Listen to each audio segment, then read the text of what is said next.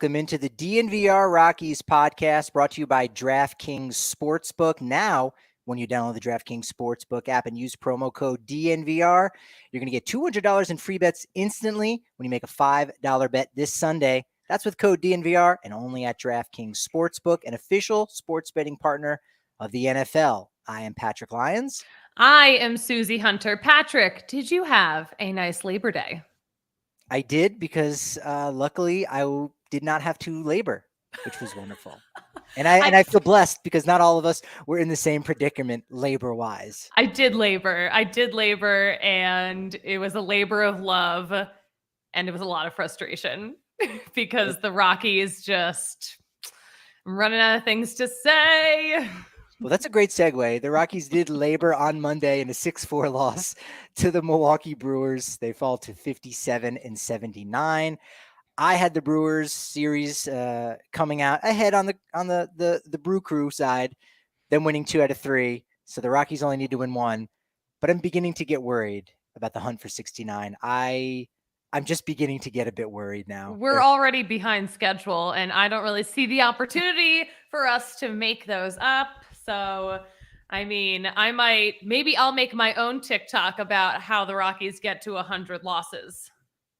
Whoa, that is well, they only got to get, so that would be 62 wins, of course, to the 100 losses. So that means they're only going to win 5 more games this year. Is that really far-fetched, Patrick? Yeah, kind of. I think they'll win 5 of like the final 28, whatever the number is. Yeah, it would have to go really, really badly. Now they do play some tough teams. I mean, that's been part of the whole conversation. You know, they might only win 2 out of their final 9 games of the season because they're going to be, of course, in California against the Giants and Dodgers. So that's going to be difficult. The Diamondbacks, I had them taking 2 games there. They might be lucky to get 1 win right now from the Diamondbacks. Zach Gallen's got a historic run right now. He'll be pitching this weekend. So that right there could put the Rockies back even further. But will they get 5 wins? Well, actually, they get 6 wins to make sure they don't get 100. It's possible. It's extremely possible. I'm going to crunch the numbers this week, and we'll see who is more correct. If you need any consultation on a spreadsheet, you know where to go. And I will be glad to help you out and be your spreadsheet Sherpa. Hashtag spreadsheet Sherpa. No, please don't make that a thing. Let's make this into a thing that Ryan Feltner has been pitching a lot better because he was able to get through that 6th inning. That's kind of been his hump there. 3rd time through the order. Wasn't able to get it done on Monday, but only walked 1, struck out 7 against pretty good Brewers lineup. So I think that was positive in general, tied a career high with 7 Ks. And he snapped a 6-start streak of surrendering at least 1 home run dating back to August 2nd. So you like that he didn't give up a long ball. So I thought that was positive. Exactly. Yeah. You can definitely see little bits of progress as the season is progressing. And, Buddy was talking about how Ryan's been working on stuff. And, we heard a little bit of that from Ryan too. But I mean, it's got to be hard too to just make these tweaks on a big stage like this. Yeah, and just in the middle of the season like that. He looks a lot more confident. Like, he wasn't too happy about being taken out of the game yesterday. That's fine. But just overall, he definitely exudes a lot more confidence. I mean, you think back to that start whenever it was in early August where we were both there and he's just kind of talking. And Bud basically said this too, like, hey, this isn't AAA anymore. You need to make adjustments, and what works down in the Pacific Coast League will not work in the big leagues. And so he's got to figure that out. And he just had that look on his face like, wow, I'm almost not ready for this. But he's been since then. So that's been, I feel like, a big takeaway. And he has a lot more confidence. Did he sound a lot more confidence yesterday in the post-game scrum? He absolutely sounded so confident, like definitely giving me more of an aura of a major leaguer. But yeah, ever since that bad start he had back in the beginning of August, where he really was just like, I feel like that might have been just a wake-up call for him. Like, oh, this really is different than the minors. Big league aura. You need that. You don't talk about it enough.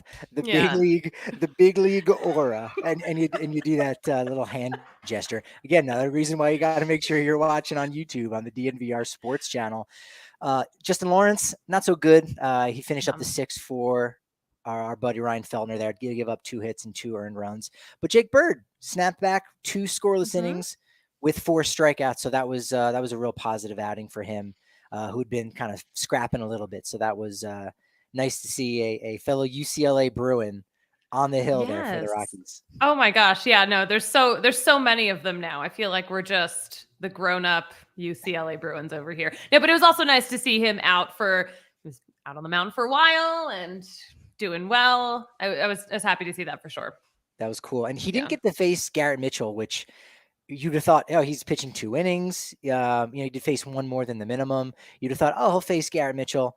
Didn't happen because he started with the top of the lineup. But Garrett Mitchell, another UCLA Bruin, who's taken there in 2020. So they may have overlapped maybe when, Bird and Bouchard, those guys were juniors. And then Garrett Mitchell would have been a freshman at that time. So we could have actually had 4 UCLA Bruins on the field at Coors Field at one point, with Bird pitching, Mitchell at bat, and Toglia and Bouchard in the outfield. And Alex Colomé, 1 inning pitched. He gave up 1 hit, but I think there is one statistic that's probably more important than any other, Suzie. Like, what was the most important statistic there in the 9th for Alex Colomé? I'm just curious. For Alex Colomé, no heart attacks. That's important. That No heart 0 attacks. heart attacks were induced. 1 inning pitched, 1 hit, no heart attacks. Look, sometimes you need that in a relief pitcher. You need that ability. Sometimes you need to induce a double play. You also need to not induce a heart attack to the fan base. So that's important. Charlie Blackmon on the offensive side there on Monday. 2 hits, 2 RBI. He sit safely in 30 of his last 32 home games since June 5th. 28 RBI over that span. And you got to see another Crone homer there. That was nice. Oh my gosh. 2 days. We love the Crone zone. So that was really fun to see too, of course. Yeah, second in 2 days. Not second in 2 games, because, of course, in game 2 of the doubleheader, homerless streak there. But it seemed like a lot happened. Again, it's a Monday, but it's a holiday, so it has that weekend vibe. Mm-hmm. Really, really curious on picking your brain about like all the different things. Like, your day started by talking with Michael Toglia and got to catch up with him for the first time in Denver. Not his first time in Denver, and I think he talked a little bit about that, didn't he?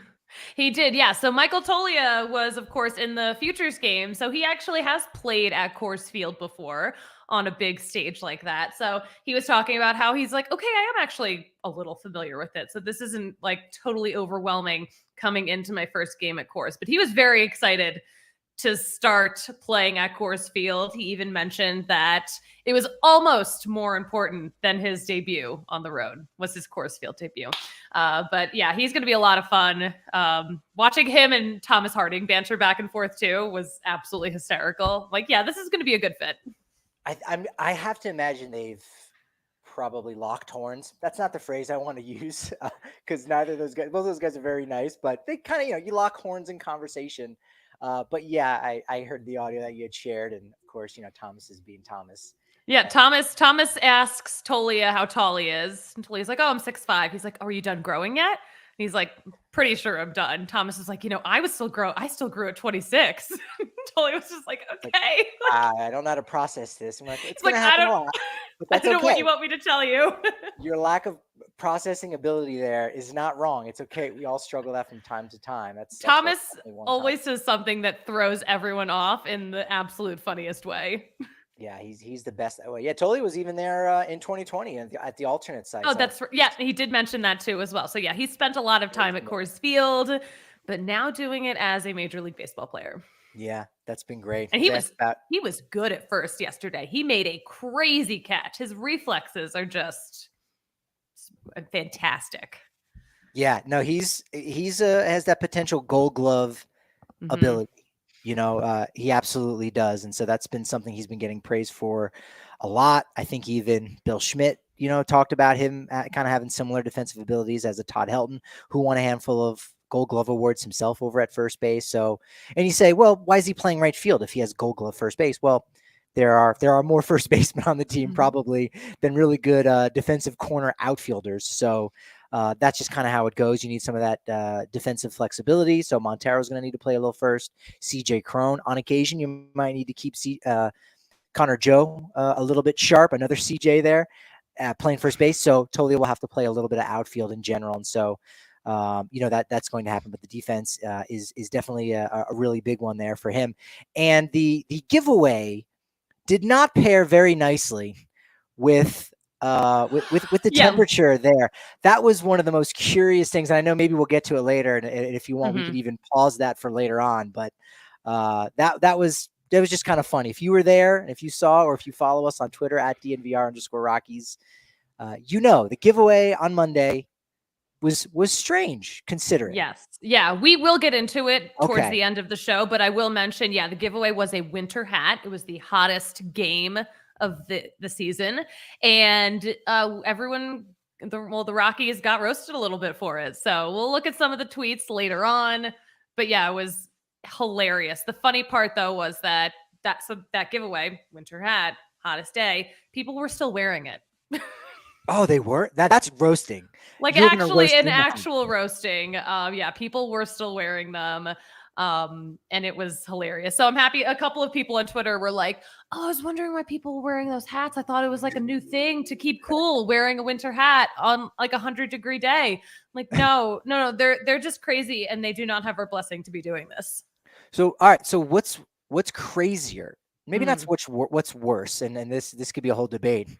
Is it crazier to be sitting in the sun, 94 degrees, still summertime, in the Mhm. sun, wearing a winter beanie, or those people who are going to football games shirtless? They've got a letter painted on their body for their alma mater or whatever. What's crazier? It's got to be the cap, right? We've accepted the fact that, yeah, you can go half naked and paint up, and maybe the booze Yes. will keep you warm, but the winter cap in summertime, I don't know. It's just dangerous. You're gonna overheat. You're gonna get Great heat point. stroke. But I mean, yes, if you show up to a game wearing, no shirt, letters painted on your chest, you know what? You're drinking beer, so like you've got a coat from that. Like you're probably feeling fine. Yes, they're an inner liquid coat, Yes. which would be a great segue for something, but that's not where we're at. All right, so what's a worse giveaway? So we already debated that. I Hmm. thought, okay, they gave away like a Panama hat last month. Hmm. If you gave that away in April when it was snowing, that would be pretty bad.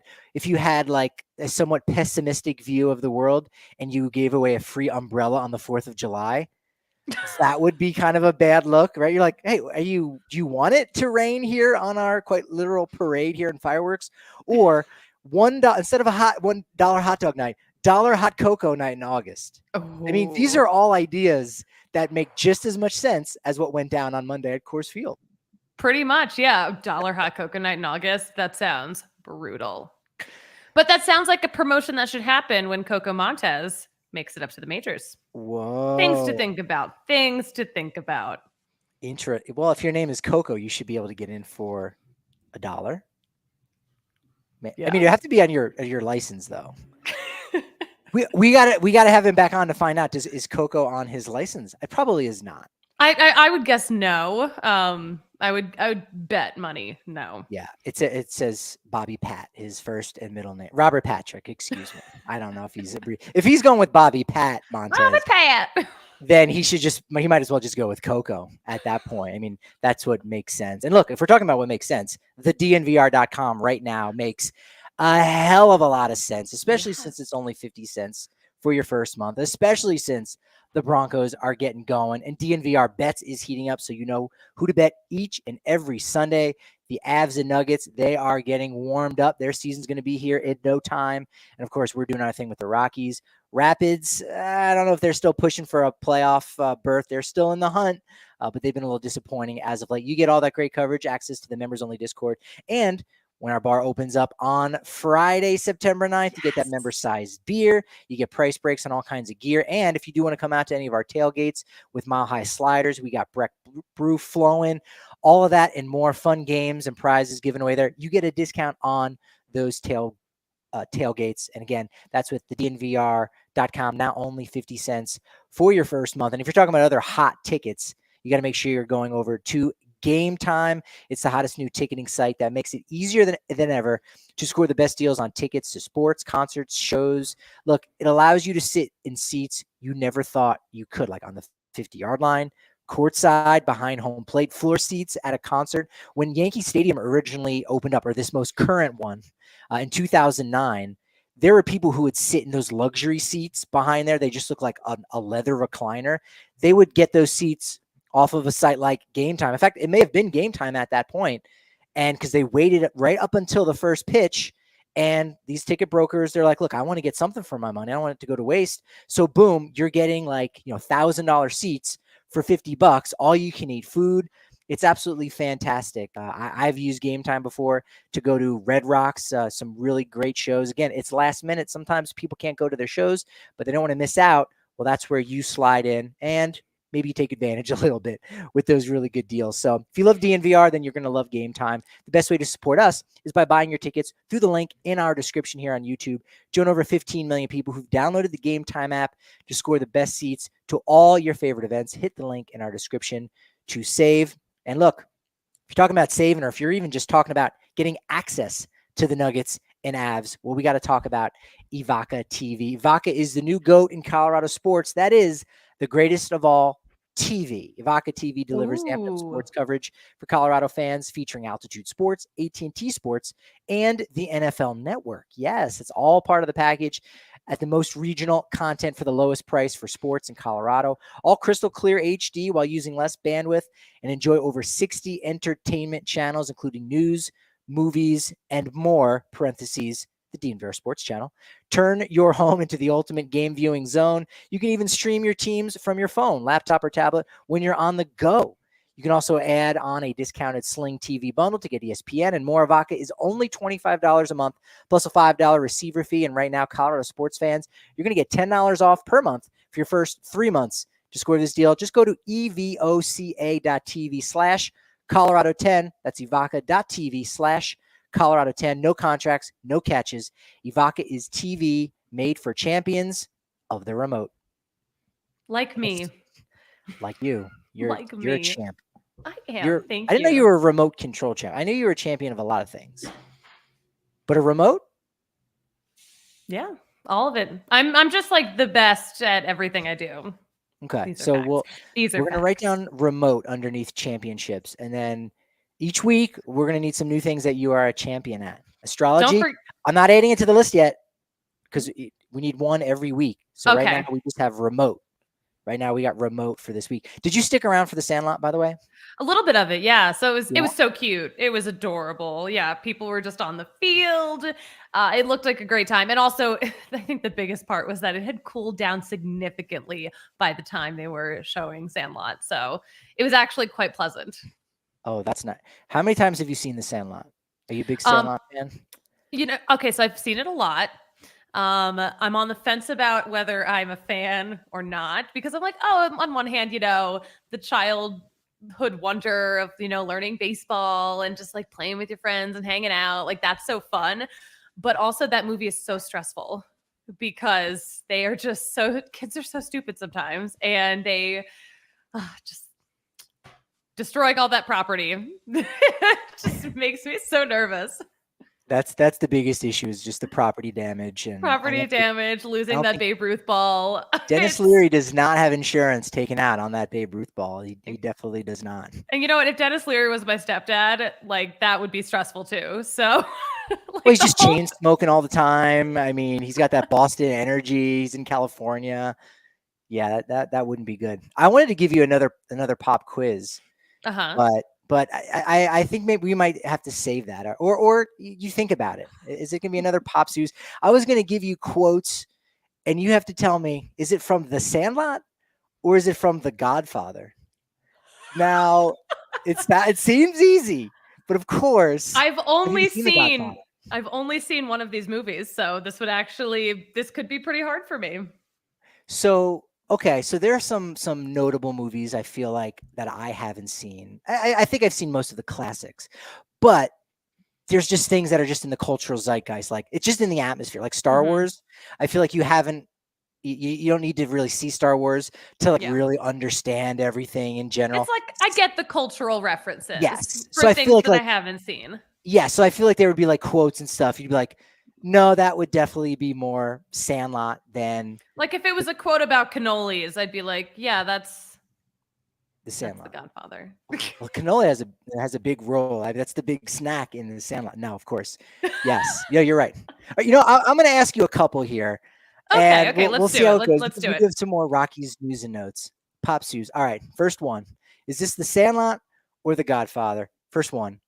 You're killing me, Smalls. That is, I want to be like, oh no, that's the Godfather. No, I know that's the Sandlot. Vito Corleone is being murdered by a man named Smalls, and so he says that to him while he's being killed. So it's actually the Godfather. No, yes, all right. So we're 1 for 1. You got that one. Okay, thank you. I'm going to make him an offer he can't refuse. I mean, I wouldn't be surprised if they said that in the Sandlot, but I know it's a Godfather quote. Yes, you could say, well, wait a minute, is that the offer to James Earl Jones to get the baseball back? That would be if you saw neither of the films, right? Maybe you could. Okay, honestly, in. I'm just like feeling really inspired right now. I feel like we need to make a local theater mashup of The Sandlot and The Godfather. When you break these quotes down, they are very similar. All right, how about this one? Okay. Let's go. I want to use all your power and all your skills. Ooh. Yeah. I'm gonna guess The Godfather. You would be right. Okay, you go. okay. But Benny the Jet Rodriguez, a lot of power, a lot of skills. That could work. All right. In the Sandfather. I guess that would be the mashup. Sandfather. We're making this play. I'm gonna rent out a local theater and we're doing this. Okay. He had kissed a woman and he had kissed her long and good. That's definitely Sandlot. That would be Wendy Peppercorn. You've gotten all of these so far. Thank you. I'm actually quite surprised. Thank you. Now I'm going to have to really try to throw you a curveball here. We're going to the mattresses. Ooh. We're going to the mattresses. I think that's a Godfather quote. You would be correct. Very good. And I was trying to think. I don't know if they actually use mattresses when they're building their contraptions. There's probably a mattress in there somewhere, right? You got to think. Probably. I feel like, there's got to be one like in their, dirty outfield. Has to be. Yeah. It's part of I do want to note in our chat, Kale has already started writing the play that we're going to put on in a local theater. Oh, this is great. I'll just take the EP credit. That's it. Executive producer. That's fine. Just send the checks my way. All right. How about this one? Okay. This war stops now. Again, I feel like it could go both ways, right? This is like weirdly hard. Why is this like this? Because if you're talking Godfather, again, we know there's kind of wars going on there. So, okay, that makes sense. So there's battles. But then in the Sandlot, those kids on the fancy bikes ride through. Yes, they're warring with another group of kids, and they're warring with the Beast. I'm gonna say it's a Sandlot quote. Finally gotcha. It is the Godfather. Yeah. That was a good one. I'm trying to find ones. You mean that's the same guy? Godfather or the Sandlot? Sandlot. That whole movie is about kids being confused. Okay. Very nice. All right. What are you laughing at? Yeah. You run like a duck. Sandlot. Correct. But yeah, very well could be the name of somebody. Could be a name of a mobster. You could see that. That makes sense. All right, last one. Okay. If I wanted you dead, you would be dead already. I'm going to say that's the Godfather. Actually, Sandlot. No, yes, of course, it's the Godfather. I was like, wait, I just do not remember that aggression. It's like, whoa, what? Who said that? Like, Smalls got really upset. They were picking on him, and they were like, It's in the deleted scenes. Yeah, really. It gets really dark. Really, like that's what happens by the time that he tells his stepdad, that he lost the ball. He catches a whooping. There's a whole other angle too. Yeah. Oh my gosh. But you did really well on that. But thank you. See, like again, almost out of context, you go, holy smoke. I mean, is the Sandlot just a kids / baseball version of the God? It could be. I don't know. The Sandlot is the Godfather for kids. You heard it here first. There we go. And be sure to keep an eye out for our one night only theater show, The Sandfather. Produced by Kale Sorbo. Let's go. We're like, actually, I'm not even kidding. Like, I will sit down with Kale in his office after this and like start writing a script. He's a theater guy. If anyone's gonna run the show on this, it's going to be Kale. Yeah. I'm going to make you an offer you can't refuse. And it's a baseball signed by the entire 1927 New York Yankees. Okay. I'll take that rather than this gross baseball signed by some lady that this dog has already chewed up and has gotten Some spit all over. lady. Such a stressful movie. Some lady. That's the same guy? Is the same guy. Is The Godfather more stressful than The Sandlot? Probably. I mean, it has to be. I mean, yeah, Sandlot's very lighthearted. I understand the stress that you're talking about in it, but no, that it's got to be The Godfather. It's definitely a lot more gruesome. But Godfather 3 is the best one. I mean, if you ask anyone, the third one is the one. Kale is smiling, so he knows that I'm kidding. One of the worst. Is there a third one? Yeah, like they did the first two together, and then it was like 20 years went by, and they're like, "Hey, let's do it again with Francis Ford Coppola's daughter as Michael's daughter, Al Pacino's daughter." Yeah, it was not great, but the first two are like, of course, classics. So you got to check that out. I know you checked out At the Ballpark, Lucas Gilbreth a little bit. Yeah. Not, I want to say good news, bad news. Kind of just all bad news, really. You know what? So, I mean, he's out for the season, but we also don't have that much season left. And if all goes well with his PRP shot, he should be good. So I think it's fine news. But yeah, we got to talk to him very candidly about his upcoming PRP shot. I love talking to Lucas because he's so candid. He'll just like be open about what's going on with his life. So yeah, he's nervous about the PRP shot, but he's been talking to guys and doing his research on what goes into it and what it's like. And it's going to hurt. It's a big needle, but he's ready. He's just not going to look at it. He's like, oh yeah, like I could like pass out if I like see that needle. Yeah, we've got the big drive energy with the golf bros there, Mitchell and Spence. The BNE, big needle energy is not great. Like you get very nervous, get anxious, and that PRP, platelet rich plasma. There you go. That's the word, the phrase of the day. We did mention that he kind of got another trend going in the clubhouse. There, we came back. It must have been the St. Louis series, or maybe it was Texas. There were new shirts that guys were wearing, and I think it said, it ain't over yet. And it was basically, like a score bug that you see in the bottom right-hand corner. If you're watching a game, that's what they call it, where it just shows, like COL 5, MIL 2, gives you the score, tells you who's on base, how many outs. And it shows like 9th inning, bases loaded, 2 outs. And it's just an inspirational thing. And I think Gilbreth was the guy who got these shirts going. So he's the guy with his finger on the pulse. Yeah. He is a trendsetter. He's a trendsetter. He's a tastemaker. He made Crocs happen. He is Mr. Crockies. That's right. He's Mr. Crockies. I hope Jonathan Daza becomes a trendsetter because he should be at Coors. We should see him today. Had a bit of a rehab assignment there with the Isotopes down in Texas. So it sounds like he might be back with that dislocated shoulder situation.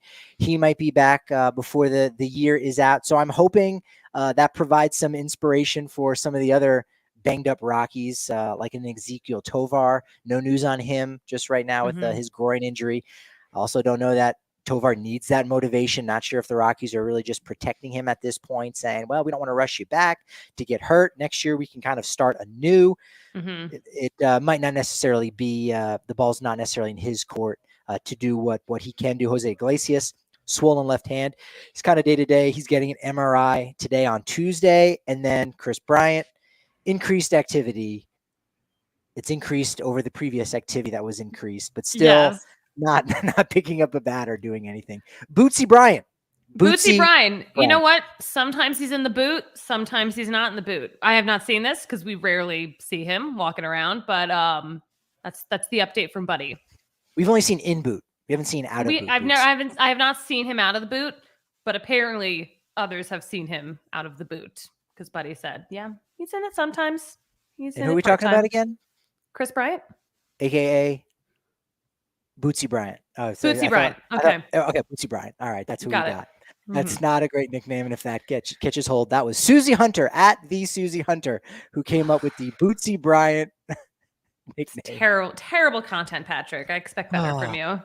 Yeah, he's throwing though. He's able to play catch, which doesn't really help you out too much if you No. don't have two legs to stand on exactly. But we'll see what happens if he comes back again. I think we've both taken the under on a half a game, seeing him here at some point in the season. So yeah, we're not going to see him for the rest of the season. What's the point? What's the point?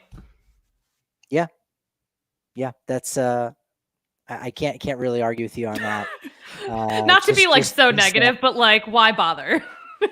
No, it's not so negative. And you know what, too? You got a 28-man roster, you got extra guys, and you say, well, give somebody an opportunity. In fact, I wrote about that a week or so ago. We'll talk about really briefly some of those names because you go, Chris Bryant doesn't necessarily need to come back. And you say, there's some fans saying, hey, dude, you got to earn your contract, and, you got to fight and come back for your teammates.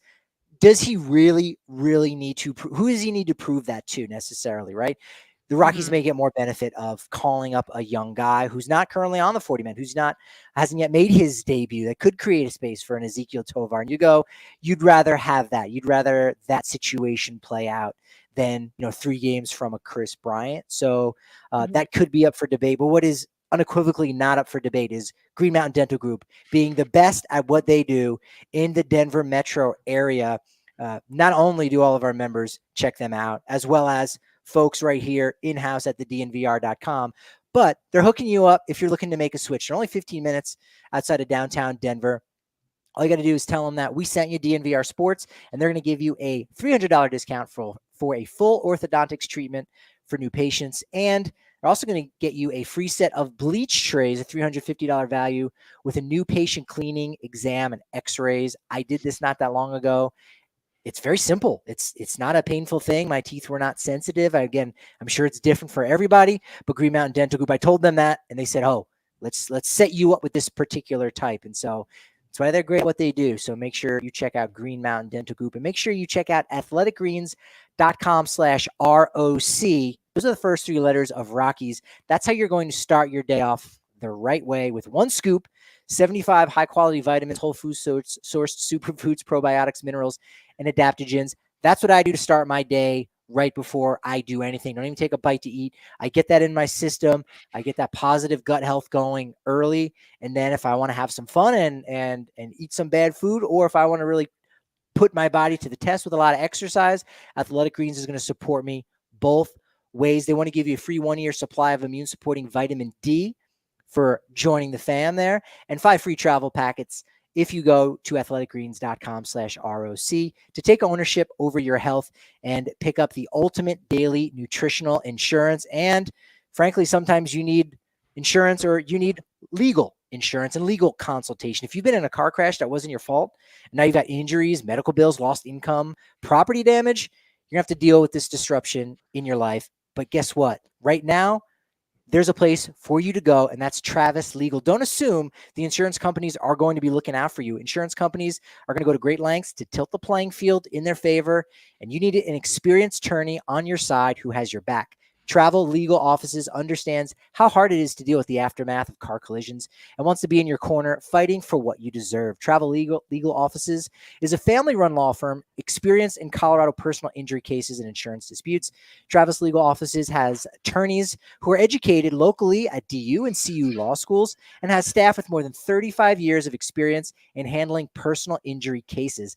Call Travis Legal Offices today at 303-766-8766 for a free consultation on your personal injury matter. That's 303-766-8766. You can also reach out 24/7 on the web at travislegaloffices.com. There is respect, response, and results. And Travel Legal Offices keeps that motto in mind on each and every case they work on.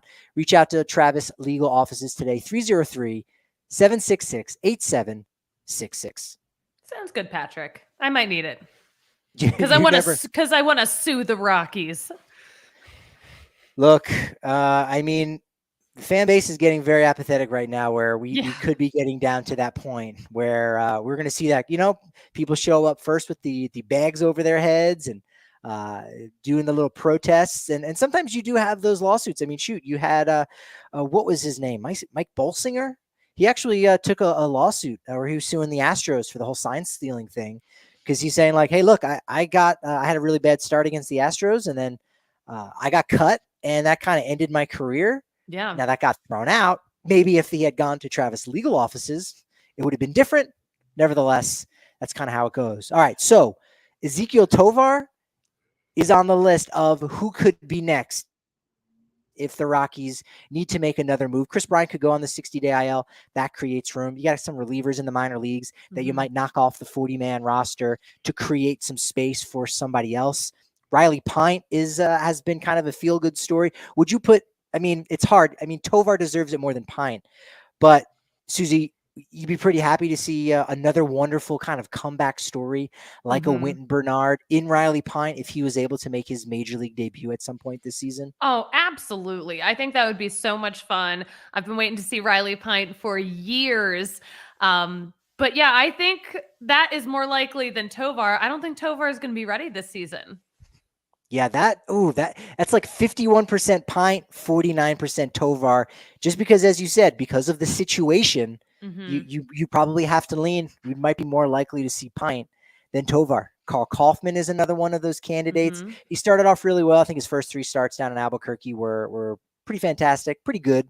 But he struggled since then. He's a guy that will probably have to get added to the 40-man roster by December, or he could be lost in the Rule 5 draft. And then Gavin Hollowell, he's still in Hartford with all your friends back home.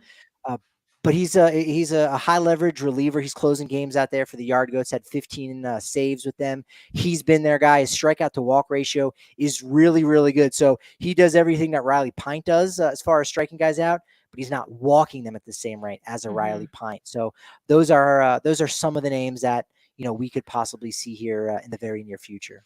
Yeah. Do you think how many new faces do you think we'll see by the end of the season? Because Buddy said we're going to see new faces.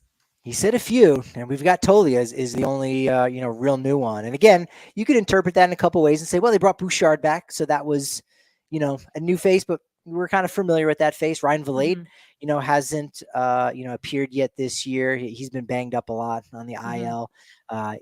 He debuted last year. We haven't seen him this year, but I kind of got the sense, I think you did too, that it was going to be some fresh blood, like literally faces that have never seen Coors Field, and we have never seen at Coors Field. So I think maybe one of those guys. Pints right now, he's on the IL. He's been there since August 22nd, so that's been hard. Tovar's still been on the IL. So again, if those guys were healthy, I think you could have seen both of those guys debut.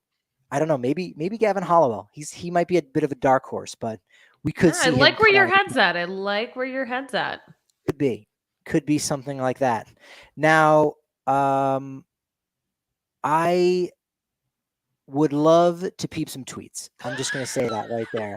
I love how you were considering the transition and you're just like, no, let's cut to the chase. I'm too overwhelmed. I'm too excited. Tweets. Yes, I'm so excited. Let's see what we have going on in tweets today. Let's talk about what we brought up earlier. So the absolute irony of giving away this winter hat at the hottest game of the year.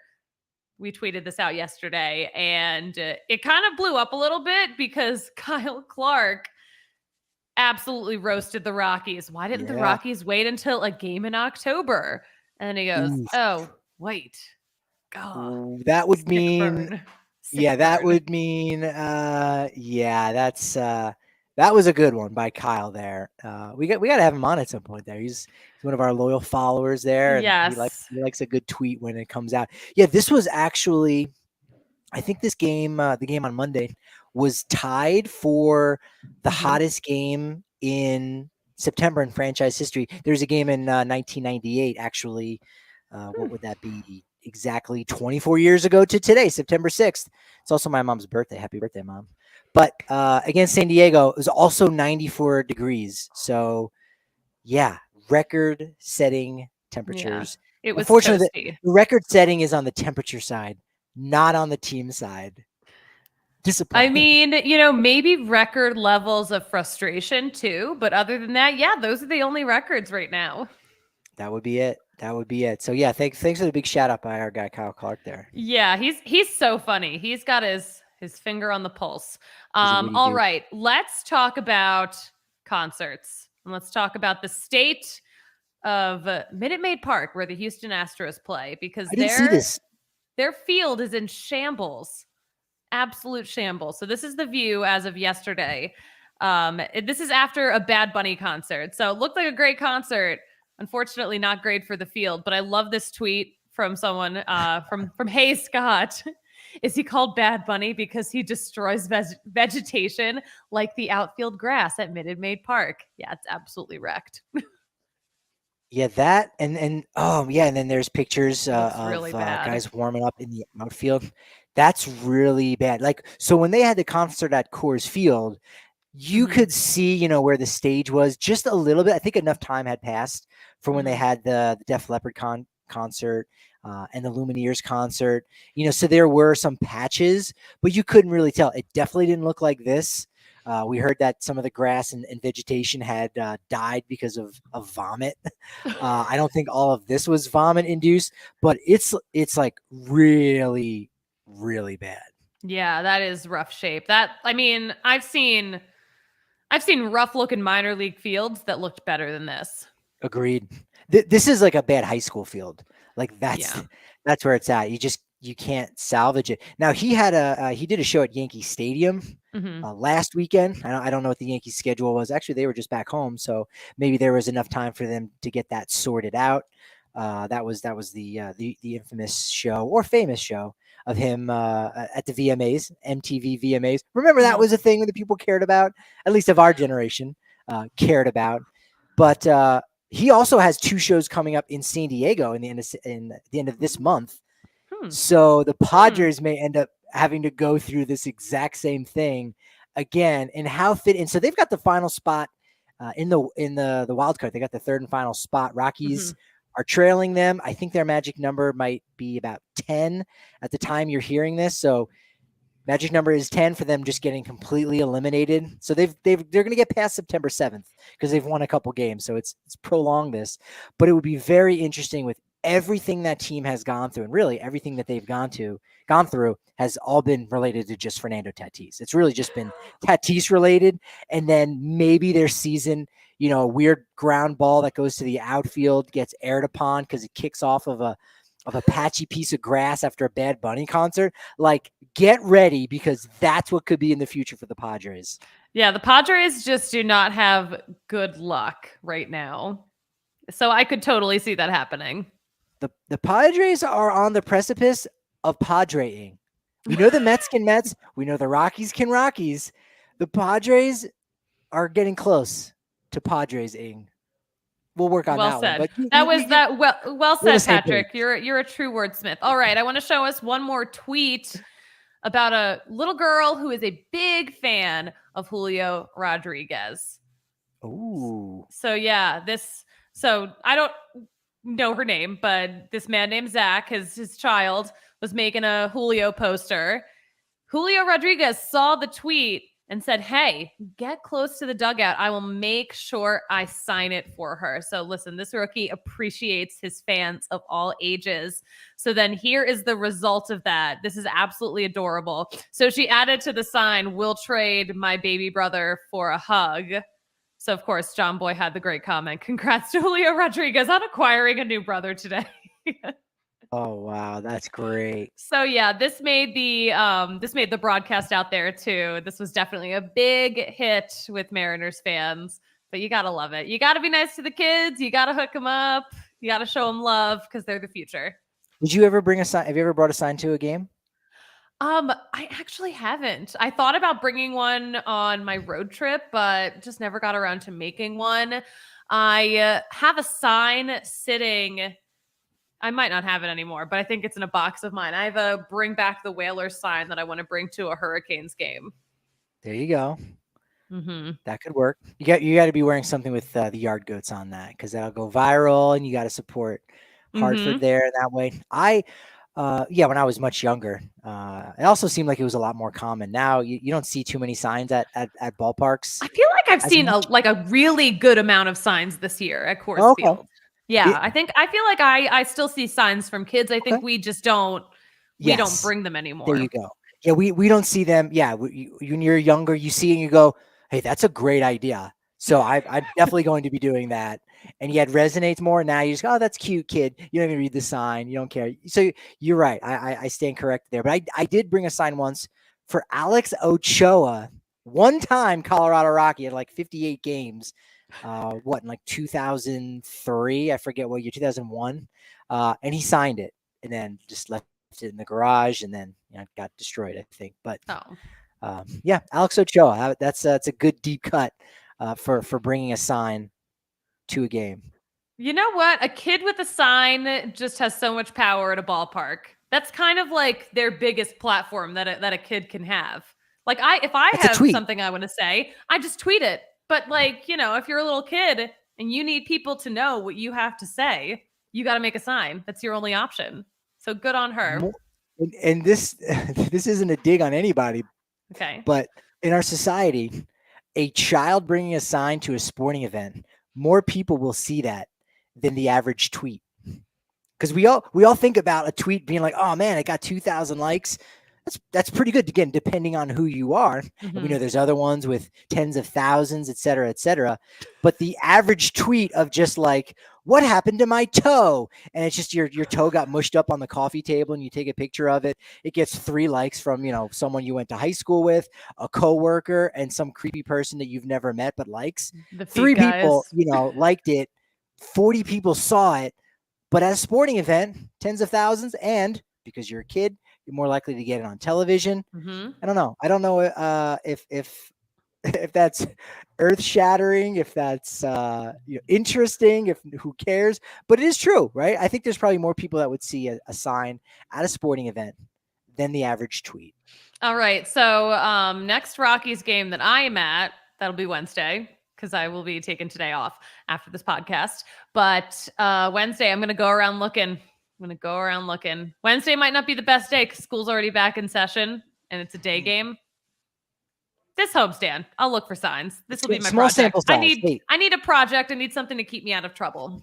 It's a small sample size. We won't hold that against you, but that will go in, for day games, weekday games. So the numbers could be skewed down a little bit, but at least it's a start to the research. Yes. We could see if that works.